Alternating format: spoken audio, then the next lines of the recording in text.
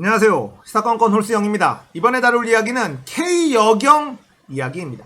어제 대형 사고가 터졌습니다. 인천에서 층간소음 때문에 흉기 난동 사건이 벌어졌는데요. 문제는 그 현장에 경찰이 있었다는 겁니다. 피해자는 현재 의식이 없는 상황이고 식물인간이 될 확률이 매우 높다, 이런 얘기가 나오고 있습니다. 문제는 그 당시에 현장에 있었던 경찰은 여자였는데 이 여경이 도망을 갔다, 이런 얘기가 나오고 있습니다. 국민을 지켜줘야 되는 경찰이 현장에 있었지만 경찰이 아무런 역할도 하지 못하고 피해를 키운 겁니다. 자, 그 당시 도망쳤었던 여경은 지원 요청을 하러 내려갔었다라고 얘기하고 있습니다. 말이 안 되죠. 무전기는 폼으로 들고 있나요? 자, 여기까지가 첫 번째 나온 이야기인데 계속해서 이야기가 확인이 되고 있는데요. 충격적인 사실들이 하나씩 커뮤니티에 올라오고 있습니다. 그 당시 경찰이 테이저건을 가지고 있었는데 이 테이저건을 피의자에게 뺏겼다라는 얘기도 나오고 있어요. 아직까지 사실 확인이 된 부분은 아니기 때문에 조심스럽긴 합니다만 이런 얘기까지도 나오고 있는 상황이라는 겁니다. 일단 이 당시의 현장 상황을 상세히 설명해 드릴게요. 이 난동을 부린 사람은 4층에 사는 사람입니다. 그리고 피해를 입은 사람은 3층에 살던 사람이에요.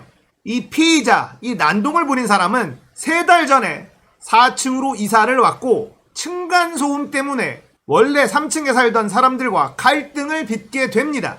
3층에 살고 있던 피해자 가족은 위층에 항의를 해도 소용이 없자 포기를 하고 이사를 갈 예정이었다고 합니다. 이사 갈 집을 보고 온 날 당일 4층에 살던 사람이 3층으로 내려와 난동을 부립니다.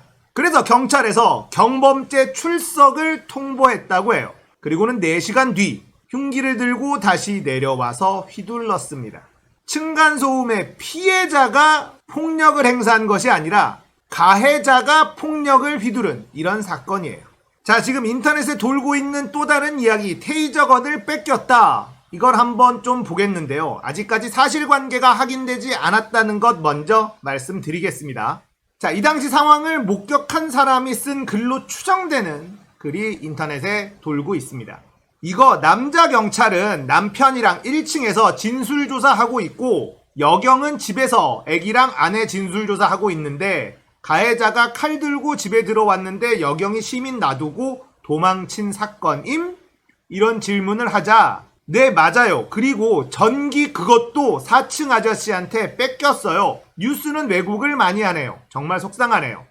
테이저건을 얘기하는 거겠죠. 어떤 부분이 왜곡되었나요? 라고 물어보니 처음 보도될 당시 경찰이 그 자리에 있지도 않았다고 했고 다음날 저희가 경찰서 가서 다 엎으니까 자리에 있었다 인정하고 그날 저녁 도망간 것까지 나오더라고요. 왜 경찰이 가족을 지켜주지 못했나 화도 나고 도대체 경찰이란 사람이 상대한테 무기를 뺏기는 이 상황은 어떻게 이해해야 할지 모르겠네요.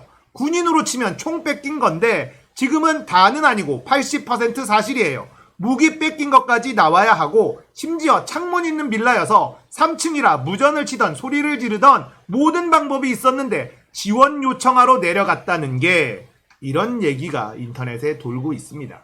다시 한번 말씀드리지만 이게 아직까지 사실인지 확인된 바는 없다. 이 부분은 꼭 짚어드리겠습니다. 어디까지가 사실일지 확실히 진상이 규명됐으면 좋겠습니다. 20, 30대 남성들이 문재인 정부에게 등을 돌린 큰 이유 중에 하나가 바로 이 여경 그리고 여성 소방관, 국민의 안전을 지켜야 될 경찰관과 소방관에 여성 할당제를 도입하는 것. 물론 이것이 문재인 정부 들어서 있었던 일은 아닙니다. 하지만 문재인 정부에서 이걸 확대하려고 했었던 것도 사실이에요. 가뜩이나 이 제도 자체가 불합리하다고 불만이 있는데 이걸 더 늘려나간다? 어이가 없는 거죠.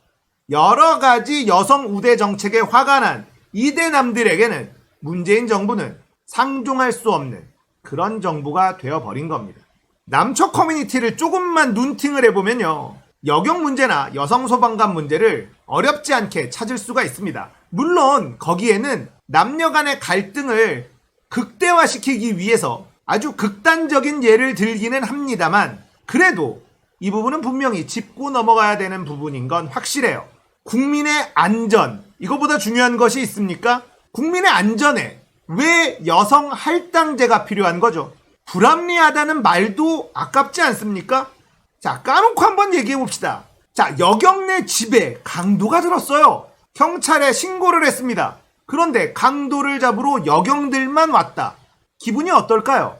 여경들조차도 자기 집에 강도가 들었을 땐 남자 경찰이 오길 원한다는 겁니다. 왜 그럴까요? 이들은 국민의 안전을 지킬 기본이 갖춰져 있지 않기 때문입니다. 우리는 경찰이 필요하지 여경이 필요한 것이 아닙니다.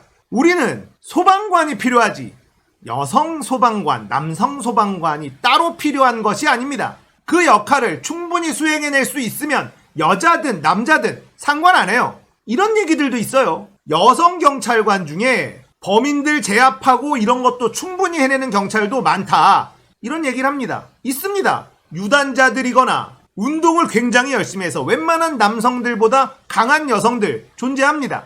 근데 우리는 그런 경찰관을 여경이라고 부르지 않습니다. 경찰이라고 불러요. 우리가 필요한 건 경찰이고 소방관이지 앞에 여성이 붙는 걸 원한 것 아니라는 겁니다. 이게 진짜 남녀 차별 아닙니까?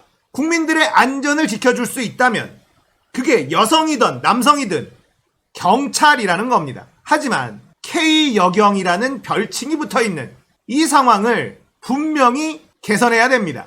이재명 캠프에서는 이 부분을 진지하게 고민해 봐야 될 겁니다. 국민의 안전에 할당제가 웬 말입니까? 코로나 방역을 하는데 여성, 남성 할당 따집니까? 안 따지죠. 도움이 될 만한 사람이라면 누구든지 코로나 방역에 투입돼야 되는 것이 지극히 당연한 상식일 겁니다. 거기에는 남성과 여성이 구별될 수 없습니다. 국민의 안전과 직결되는 경찰과 소방관에게는 여성 할당제 폐지해야 합니다. 그리고 우리가 필요한 건 경찰이고 소방관이다. 그렇다면 그 임무를 수행할 수 있는 똑같은 기준을 적용해야 된다.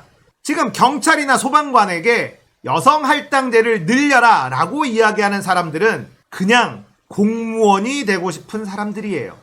경찰이 되고 싶거나 소방관이 되고 싶은 것이 아니라 그냥 공무원이 되고 싶은 거죠. 경찰 공무원, 소방 공무원. 공무원은 경찰하고 소방관 말고도 많습니다. 이들에게 다른 공무원으로 옮겨라 라고 하면 좋다고 옮길 겁니다. 보수가 비슷하고 공무원의 신분만 유지된다면 여경들과 여성 소방관 엄청나게 많은 숫자들이 좋다고 이동할 겁니다. 경찰과 소방관은 국민들의 안전을 지켜야 되는 사명감을 가지고 일해야 되는 그런 직종이에요. 이재명 캠프에서는 충분한 검토가 있어야만 됩니다.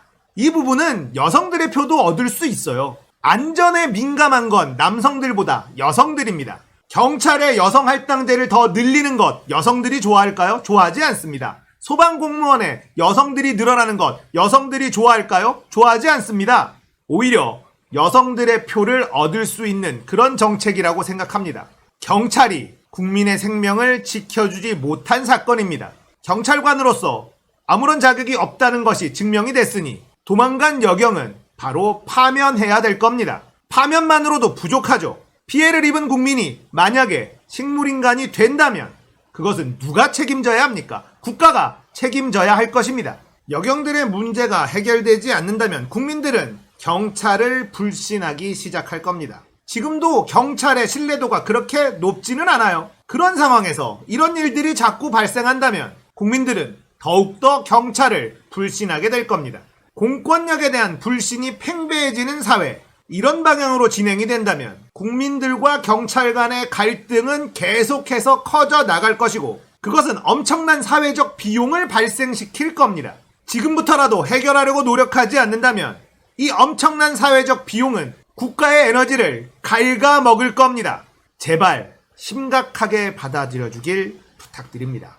이번 이야기는 여기까지예요. 공감되셨다면 구독, 좋아요, 알림 설정 부탁드릴게요. 감사합니다.